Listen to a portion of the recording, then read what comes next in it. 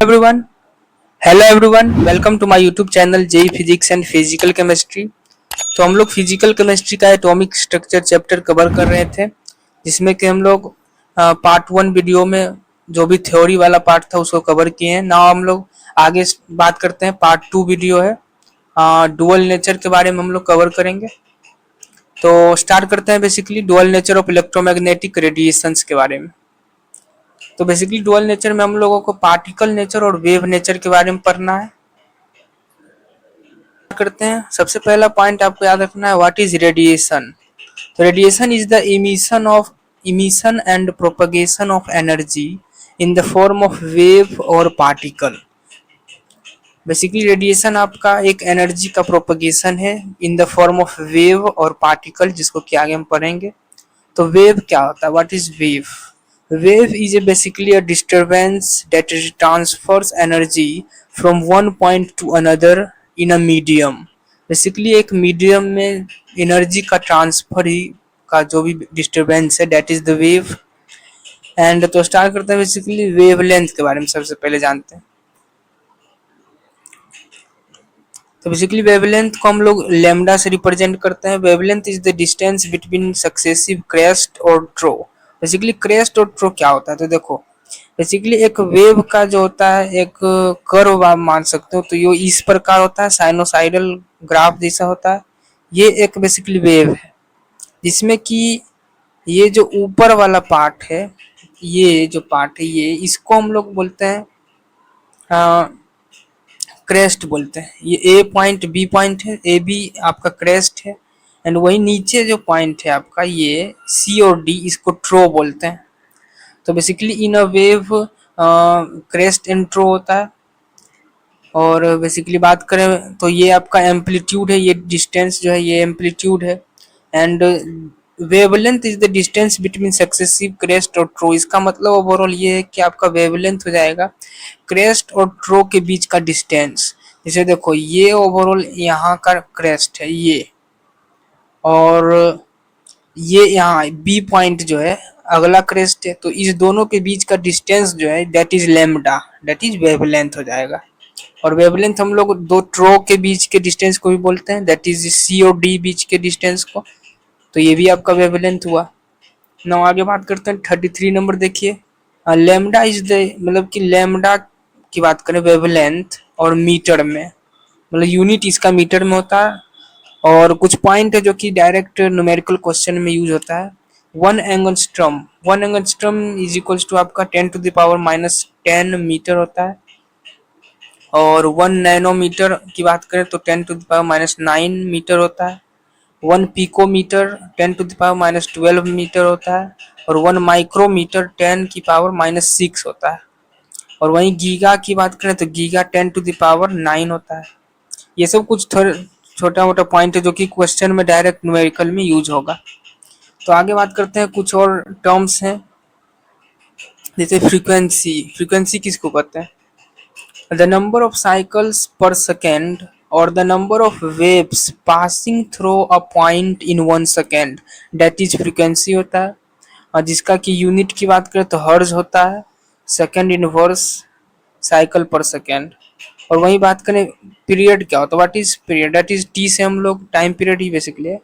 The amount of time a wave takes to travel one wavelength और time taken by a wave to complete its one cycle, that is the time period. जो कि basically frequency का उल्टा होता है। Frequency को 1 upon time period हम लिख सकते हैं, तो टाइम पीरियड को 1 अपॉन फ्रीक्वेंसी भी लिख सकते हैं। और वही बात करें वेव नंबर क्या होता है, तो देखो वेव नंबर बेसिकली फ्रीक्वेंट, मतलब देखो wave number is the number of waves in unit length. Basically wave number को हम लोग 1/λ से रिप्रेजेंट करते हैं। मतलब वेवलेंथ का इनवर्स कर दो, उल्टा कर दो, तो आपका वेव नंबर मिल जाएगा, दैट इज 1/λ, जिसका कि यूनिट मीटर इनवर्स होता है। आगे बात करें वेलोसिटी के बारे में, तो वेलोसिटी होता है आपका distance travelled by a wave in unit time, that is velocity. और वहीं फ्रीक्वेंसी का एक फॉर्मूला जो कि काफ़ी इंपॉर्टेंट है, frequency is equals to C upon lambda. Where C होगा आपका speed of light that is 3 × 10⁸ meter पर सेकेंड, और वेवलेंथ आपका लेमडा है। तो frequency is equals to C upon lambda, ये बहुत ही इंपॉर्टेंट फॉर्मूला है, याद रखना है। बेसिकली हम लोग ऐसे याद करते हैं, C is equals to F lambda, ऐसे याद कर सकते हो ट्रिक के अनुसार। C is equals to F lambda that is, इसी को हम लिखे हैं overall speed of light that is equals to frequency into wavelength. काफी यूज है क्वेश्चन में, न्यूमेरिकल में। तो आगे बात करते हैं basically wave nature of electromagnetic radiations. तो हम लोग वेव नेचर को सबसे पहले कवर करेंगे, देन आफ्टर पार्टिकल नेचर। और यहाँ पर कुछ और इम्पोर्टेंट पॉइंट है, जैसे frequency is equals to C upon lambda, और फ्रीक्वेंसी को 1 टाइम पीरियड भी लिखते हैं, और वेव नंबर हो जाएगा 1/लेमडा। ये भी छोटा छोटा पॉइंट याद रखना है। तो हम लोग बेसिकली फाइनली स्टार्ट करते हैं टॉपिक को, wave nature of electromagnetic radiations. तो बेसिकली सबसे पहले जानिए इलेक्ट्रोमैग्नेटिक रेडिएशन क्या होता है। What is electromagnetic radiation? Basically it is a form of energy that is produced by the movement of electrically charged particles by oscillating magnetic and electric fields। Basically electromagnetic radiation से आपका produce होता है electrically charge particles के movement के कारण, by oscillating in magnetic and electric fields. और वहीं properties की बात करें तो सबसे पहला प्रॉपर्टी है इलेक्ट्रोमैग्नेटिक रेडिएशंस का, they do not require any medium for their propagation, and in a vacuum they travel with a speed of light. And third point है, and they differ from each other in terms of frequency and wavelength. तो ये सब assertion reason type में theory वाला point आपका आ सकता है क्वेश्चन में ना। आगे बात करते हैं, काफी इंपॉर्टेंट है, मतलब फिजिक्स में भी इस पर। तो वेव नेचर में बेसिकली एक और कंसेप्ट है जो कि बहुत सारा क्वेश्चन इस पर बना हुआ है। मॉडर्न फिजिक्स और फिजिकल केमिस्ट्री में ऑलमोस्ट बहुत सारा क्वेश्चन आया हुआ है इस टॉपिक पर। तो देखो, जो भी आपका है कॉस्मिक रेज हुआ, गामा रेज हुआ, एक्सरे हुआ, अल्ट्रावायलेट रेज हुआ, विजिबल हुआ, इंफ्रारेड हुआ, माइक्रोवेव हुआ, रेडियो वेव हुआ, तो ये सब जितने भी वेव हैं इस पर डायरेक्ट जो है आपका ऑर्डर पर क्वेश्चन बनता है कि ओवरऑल पूछ देगा वेवलेंथ का ऑर्डर बताइए या फिर फ्रीक्वेंसी का ऑर्डर बताइए। तो इसका एक बहुत ही शानदार ट्रिक है जो कि आपको याद रखना है, काफ़ी इम्पोर्टेंट है।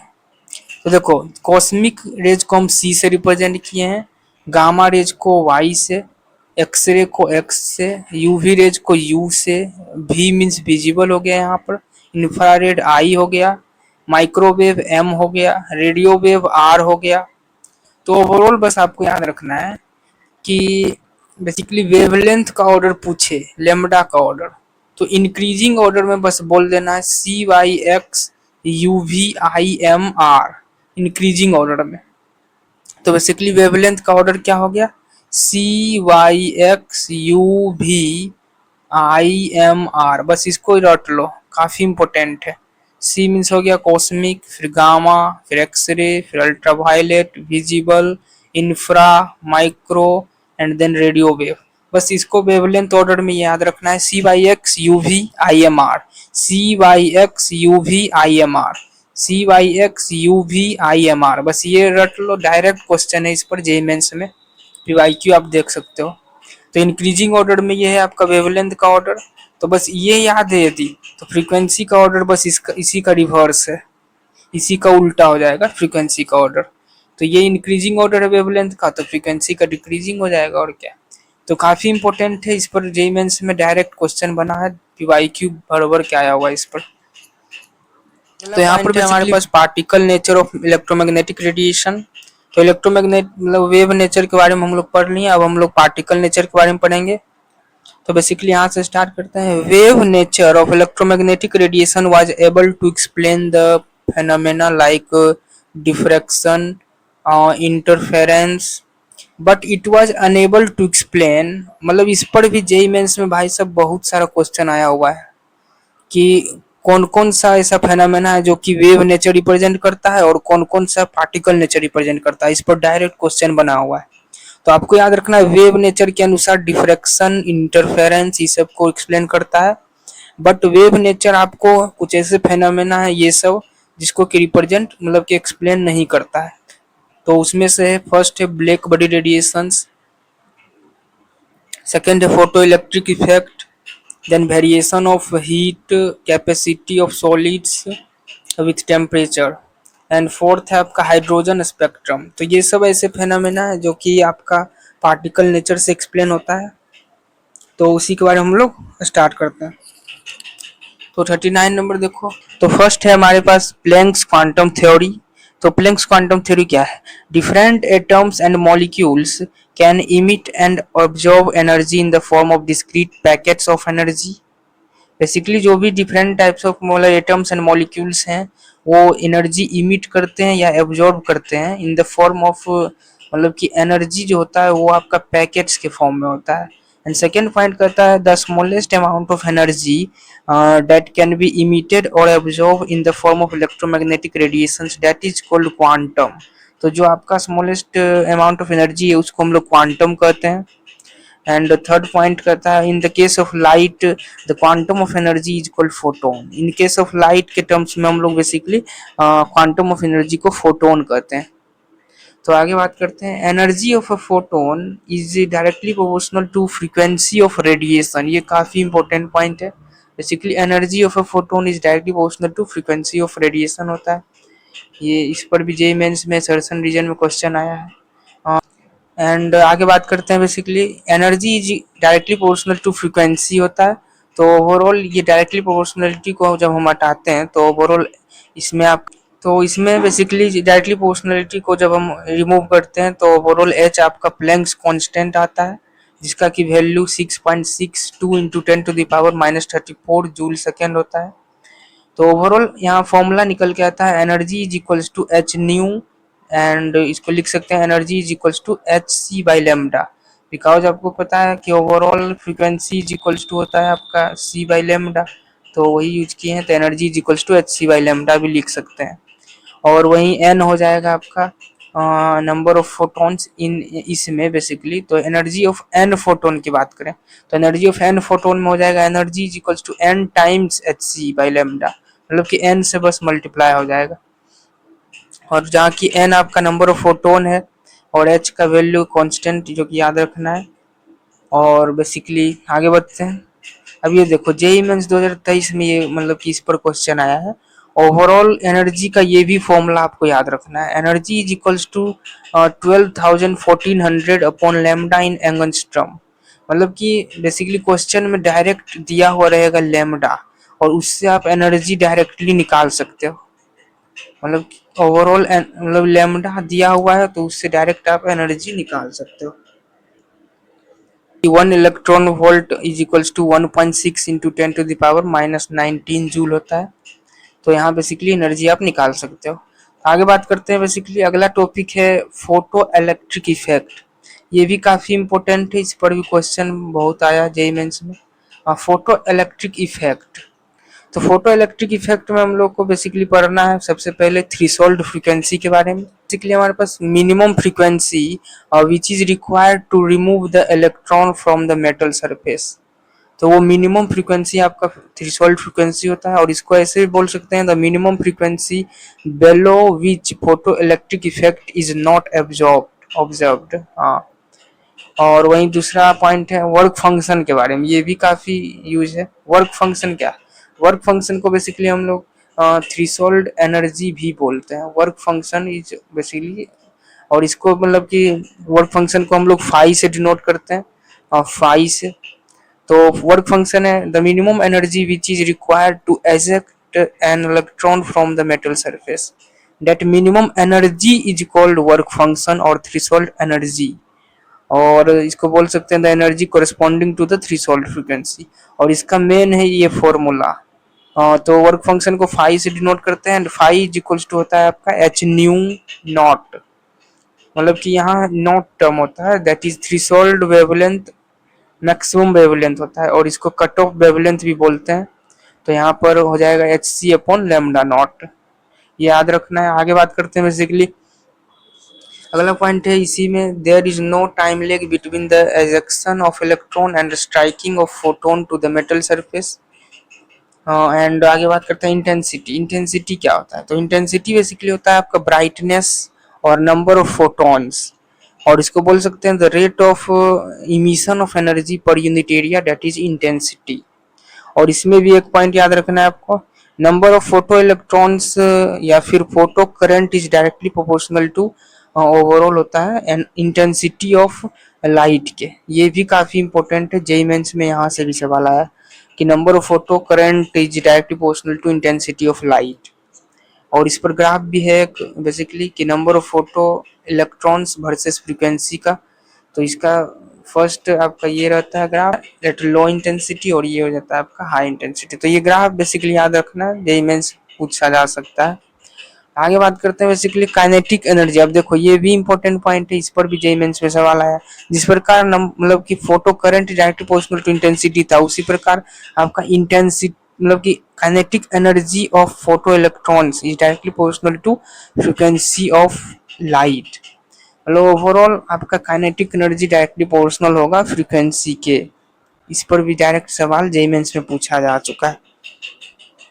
आगे बात करते हैं, काफी इंपॉर्टेंट फॉर्मूला है एक, ओवरऑल आपको ये याद रखना है, मतलब कि ये आपका आइंस्टाइन का दिया हुआ फॉर्मूला है। Einstein gives the explanation of photo electric effect, that is overall total energy is equals to work function plus kinetic energy. ये काफी इंपॉर्टेंट है। बेसिकली आइंस्टाइन के हिसाब से ओवरऑल फॉर्मूला दिया गया कि टोटल एनर्जी जो होगा that is equals to work function plus kinetic energy. तो इसको बेसिकली हम लिख सकते हैं एनर्जी को एच सी बाई लेमडा लिख सकते हैं, या फिर एच न्यू लिख सकते हैं, और वर्क फंक्शन को h c upon lambda naught, या फिर आप लिख सकते हो h nu naught plus kinetic energy. तो इसी को बस यहाँ पर देखो एक्सप्लेन किए हैं कि overall energy is equals to work function plus kinetic energy, और इसको लिख सकते हैं h nu is equals to h nu naught plus kinetic energy. तो ये काफी इंपॉर्टेंट फॉर्मूला है। अब इसी पर देखो ग्राफ से समझते हैं। तो overall kinetic energy is equals to h nu minus, मतलब कि यहाँ पर work function plus kinetic energy. तो वही काइनेटिक एनर्जी बराबर क्या होगा, काइनेटिक एनर्जी बराबर होगा एनर्जी माइनस वर्क फंक्शन। तो बस इसी को इलोंगेट करके यहाँ पर लिखे हैं कि overall kinetic energy is equals to energy मतलब H nu minus work function मतलब एच न्यू नॉट। और इसी को जब हम ग्राफ पर मतलब कि दिखाएंगे तो kinetic energy versus work function का ये ग्राफ आता है, स्ट्रेट लाइन ये आता है, और इसका मतलब इंटरसेप्ट एच न्यू नॉट हो जाएगा। यहाँ से कंपेयर कर सकते हैं y is equals to M X minus C से। और आगे बात करते हैं, कुछ और पॉइंट है। 6 नंबर देखिए, स्टॉपिंग पोटेंशियल क्या होता है, व्हाट इज स्टॉपिंग पोटेंशियल। तो स्टॉपिंग पोटेंशियल होता है आपका negative potential at which the photo electron with maximum energy stops, that is the stopping potential. और इसमें बेसिकली एक ये बहुत इंपॉर्टेंट फॉर्मूला है, और ये मॉडर्न फिजिक्स में भी काफी यूज है। Kinetic energy is equals to होता है e into V S. Kinetic energy is equals to e into V S, जहाँ आपका ओवरऑल वी एस ही आपका स्टॉपिंग पोटेंशियल है। यहाँ पर आपका वी एस ही स्टॉपिंग पोटेंशियल होगा। तो ये भी काफी इंपॉर्टेंट फॉर्मूला है ओवरऑल कि kinetic energy is equals to e into V S stopping potential का। तो यहाँ पर बेसिकली हमारा सारा कॉन्सेप्ट कवर होता है प्लैंक्स क्वांटम थ्योरी का। अब हम बात करते हैं स्पेक्ट्रम के बारे में। इस पर भी काफी क्वेश्चन आया हुआ है जेईई मेंस में। स्पेक्ट्रम के बारे में बात करते हैं। बेसिकली स्पेक्ट्रम आपका दो टाइप का होता है, कंटिन्यूअस स्पेक्ट्रम और सेकेंड है डिसकंटिन्यूअस स्पेक्ट्रम और लाइन स्पेक्ट्रम। और बेसिकली डिसकंटिन्यूअस स्पेक्ट्रम को भी मतलब कि दो पार्ट में पढ़ते हैं, एब्जॉर्प्शन और इमिशन के।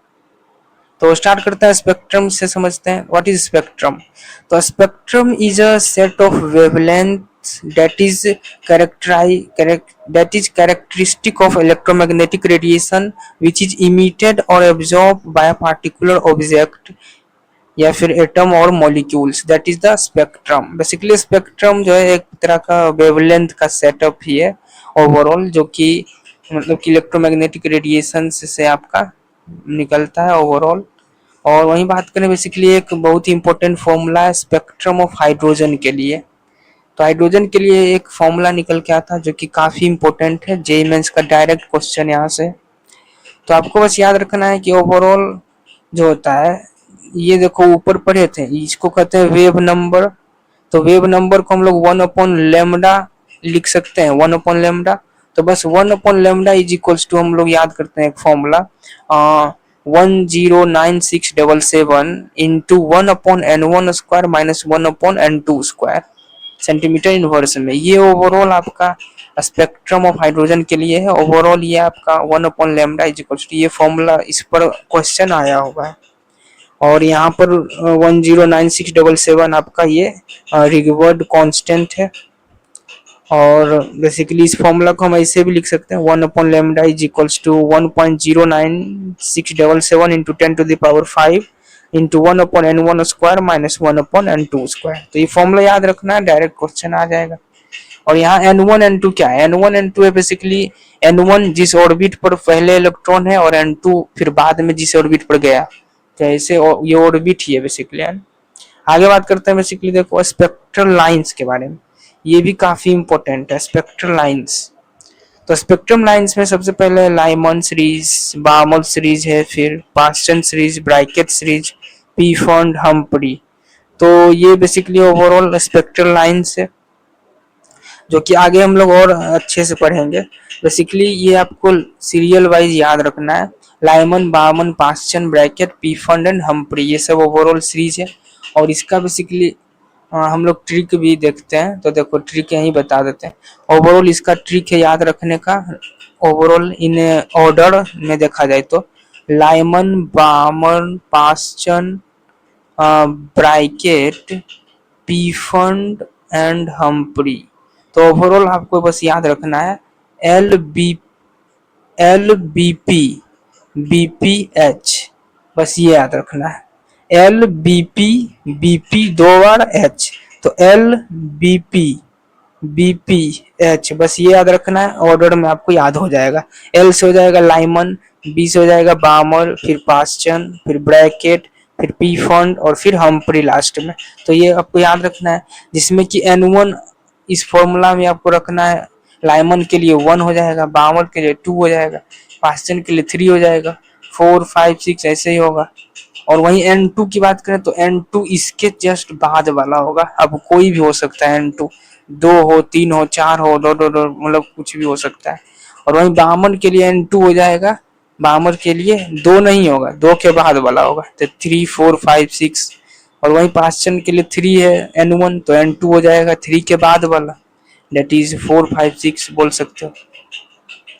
और वही बात करें स्पेक्ट्रल रीजन की, अब ये भी इंपॉर्टेंट है, इस पर भी जेईई मेंस में क्वेश्चन आया है मैच द कॉलम में।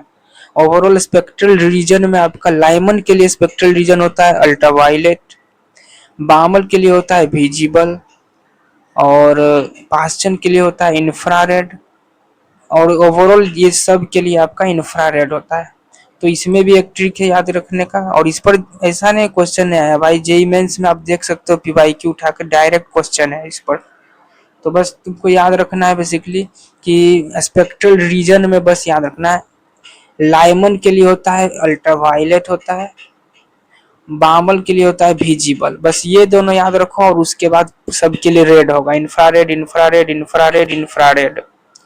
बस यू भी याद रखो न, जैसे ये याद है ना LBP BPH याद है, तो बस एक और लाइन याद रख लो।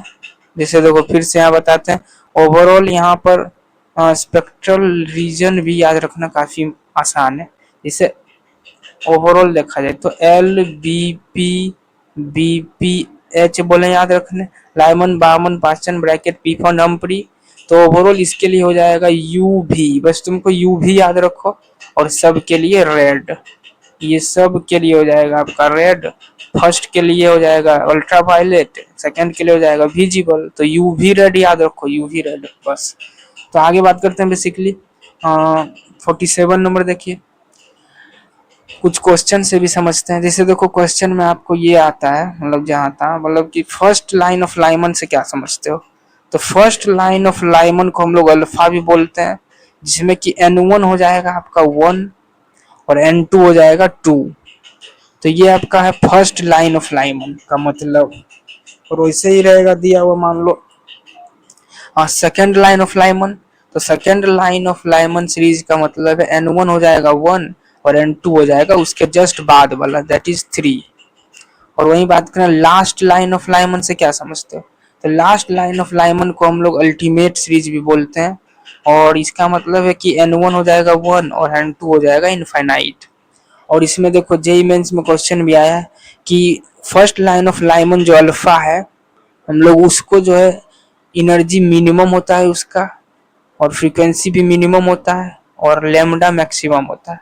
और वहीं बात करें ultimate series that is last line of Lyman, तो इसमें एनर्जी मैक्सिमम होता है, फ्रीक्वेंसी मैक्सिमम होता है, और लैम्डा मिनिमम होता है। तो ये भी याद रखना, डायरेक्ट जेईई मेंस में पूछ सकता है क्वेश्चन। वहीं आगे एग्जाम्पल और देखते हैं ओवरऑल। जैसे फर्स्ट लाइन ऑफ बामर, इसका क्या मतलब, इसका मतलब n1 2 रखना है और n2 उसके जस्ट बाद मतलब 3 रखना है। और वही बात करें सेकेंड लाइन ऑफ बामल, मतलब n1 2 हो जाएगा, और सेकेंड लाइन मतलब दो के दो बाद दैट इज 4 हो जाएगा n2। बहुत आसान है। वहीं आप जेई मेंस 2023 में देखो ये क्वेश्चन आ चुका है।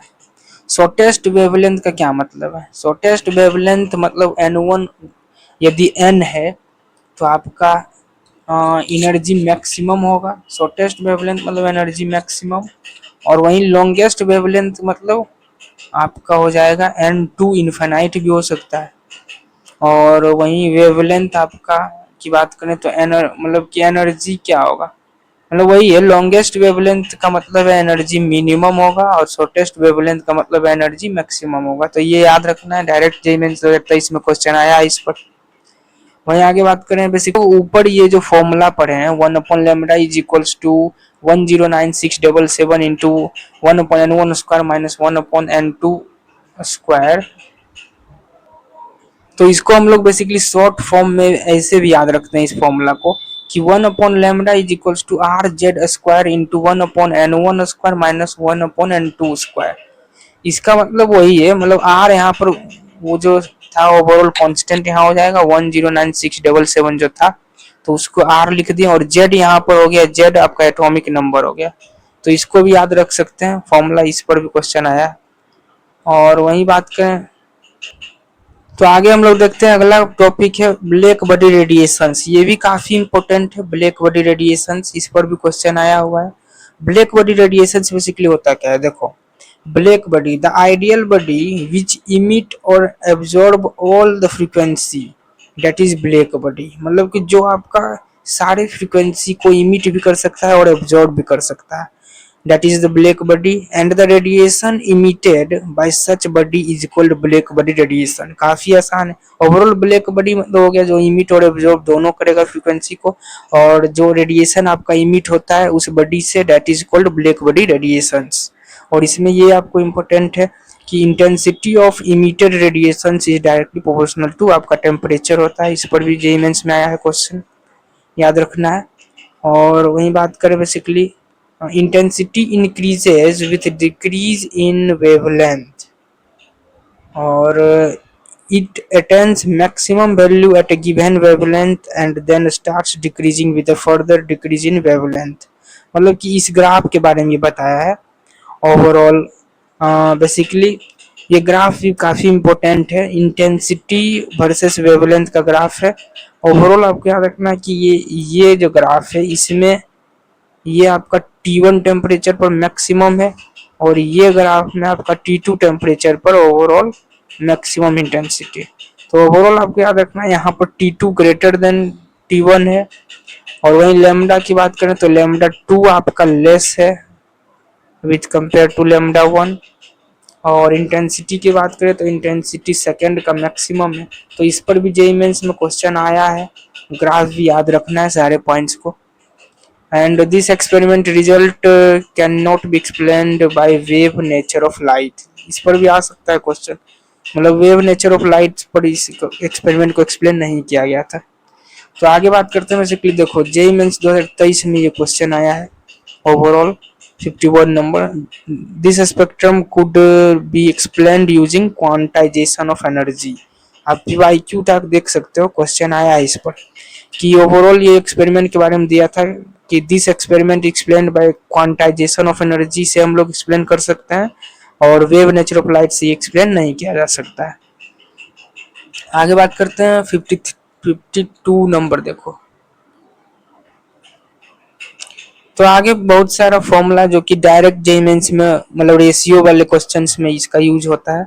52 नंबर देखिए, एंगुलर वेलोसिटी, तो omega is equals to V by R, ये तो हम लोग 11 में भी पढ़ते हैं। Overall angular velocity is equals to V by R physics में भी पढ़ते हैं। और ओमेगा को हम लिख सकते हैं 2 पाई बाई टी। तो इसको मतलब कि देखो, सबसे पहले इस टाइप के क्वेश्चन रेशियो वाला के लिए दो को तुमको पॉइंट याद रखना है। सबसे पहला v is equals to Z by N, एकदम याद रखना। हम ट्रिक बता रहे हैं बेसिकली, काफी ज्यादा यूज है, बोलोगे डायरेक्ट क्वेश्चन में यूज है वाई क्यू में। v is equals to Z by N सबसे पहले याद रखना है। आप ऐसे याद रख सकते हो, भजन भजन टाइप का आप ट्रिक से याद रख सकते हो। v is equals to Z by N, जहाँ की v आपका वेलोसिटी है जो भी, और z आपका एटॉमिक नंबर है, और यहाँ n हो जाएगा आपका ओवरऑल ऑर्बिट बोल सकते हो। v is equals to Z by N याद रखना। और दूसरा याद रखना है आपको, radius is equals to basically यहाँ पर N square by Z, radius is equals to N square by Z. तो बेसिकली ओवरऑल ये दो पॉइंट आपको याद रखना है, v is equals to Z by N और radius is equals to N square by Z. इसी दोनों से सारा क्वेश्चन हम सॉल्व कर सकते हैं। तो देखो, जैसे ओमेगा, तो ओमेगा क्या होता है, omega is equals to V by R होता है। तो क्या v के जगह हम जेड बाई एन लिख सकते हैं यहाँ से भजन से, और r is equals to N square by Z लिख सकते हैं। तो ओवरऑल जब इसको सोल्व करेंगे तो क्या आएगा, देखो तो ओवरऑल जब इसको सोल्व करेंगे तो आपको Z square upon N cube आएगा, और ये बेसिकली डायरेक्टली प्रोपोर्शनल ही है, ऐसे भी याद रख सकते हैं। तो ओवरऑल ये आ गया Z square by N cube के प्रोपोर्शनल ओमेगा। तो डायरेक्ट रेशियो वाले क्वेश्चन यहाँ से बनता है। और वही बात करें बेसिकली जैसे सेंट्रीपिटल एक्सेलरेशन, तो ये आपका direct proportional to Z cube by N की पावर 4 होता है, जिसको भी निकाल सकते हो वी स्क्वायर बाय आर से। और वही बात करें मोमेंटम, तो P इज इक्वल्स टू क्या होता है, एम भी होता है, और V इज इक्वल्स टू क्या होता है, जेड बाय एन होता है। तो overall direct proportional to Z by N हो गया। और वही काइनेटिक एनर्जी आपका हाफ एम वी स्क्वायर होता है। तो V की जगह जेड बाय एन रखेंगे तो ओवरऑल स्क्वायर करेंगे, तो यहाँ से आप सोल्व कर सकते हो। और पोटेंशियल एनर्जी आपका होता है के जेड ई बाय आर, तो ओवरऑल ये भी आपका सॉल्व हो सकता है। Overall potential energy directly proportional to Z square by N square. और वही एंगुलर मोमेंटम की बात करें, एंगुलर मोमेंटम आपका होता है एम बी आर होता है, जिसको कि हम लोग N H upon two pi भी लिखते हैं। L is equals to M B R is equals to N H upon two pi, जो कि आपको याद रखना है कि एन के डायरेक्टली प्रोपोर्शनल होता है। जेईई मेंस में डायरेक्ट ये सारे टॉपिक्स पर क्वेश्चन आया है, आप देख सकते हो PYQ. Overall angular momentum is directly proportional to N हो जाएगा, और इसको सॉल्व ऐसे भी कर सकते हो। और वहीं 53 नंबर देखिए, ऑर्बिटल करंट, तो ये आपका होता है directly proportional to Z square upon N cube. तो ओवरऑल ये सारे पॉइंट्स काफी आसान है, याद रखना बहुत इंपॉर्टेंट है। तो आज के इस वीडियो के लिए हम लोग इतना ही कॉन्सेप्ट कवर करते हैं। आगे हमारे पास बोर्स एटॉमिक मॉडल के बारे में और भी बहुत सारे कॉन्सेप्ट पढ़ना है, जो कि हम लोग नेक्स्ट वीडियो में कवर करेंगे। तो मिलते हैं हम लोग नेक्स्ट वीडियो में। Thanks everyone.